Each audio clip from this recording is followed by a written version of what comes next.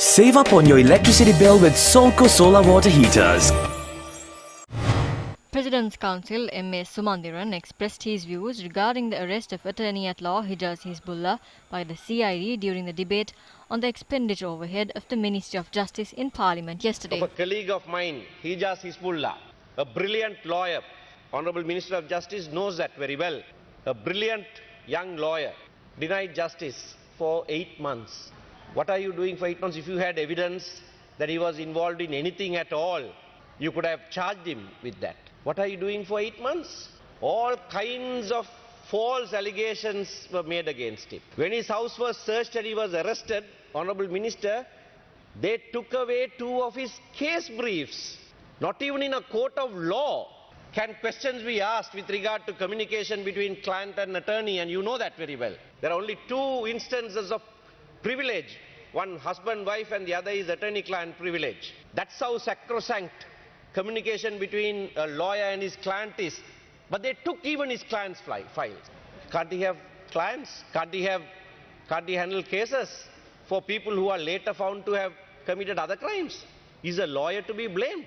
All right, even if you did that, in those files, if you found anything, you could have brought that to light. You could have produced him before court. Nothing. Nothing to date. All kinds of spurious allegations are being made. Something about a school, that he was involved in some school. Now that school is still functioning. Nobody else has been arrested in respect of that school. That school is functioning.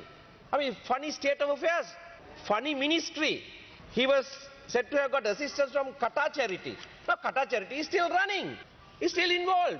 State is beneficiary as well. So what is wrong with Qatar Charity? If you can have it, you can still use it, you accuse him of being involved with Qatar Charity. There is not an iota of it. I have not spoken about Hijaz Hezbollah until today, for good reason. If there was something against him and there were investigations, let the investigators be free to find evidence against him. But after 8 months, his wife just gave birth to a child. He hasn't been able to even see his wife. Access to lawyers have been denied. I know you will say it was given sketchily here and there, given with a police officer sitting there and writing down every word that is spoken. Is that, I mean, you are a trained lawyer, right? Is that access? I'm picking one case, one emblematic case, to show how many thousands more are suffering like this. I'm picking that case because he's a lawyer. If you treat a lawyer like that, how do we expect you to treat anybody else any better?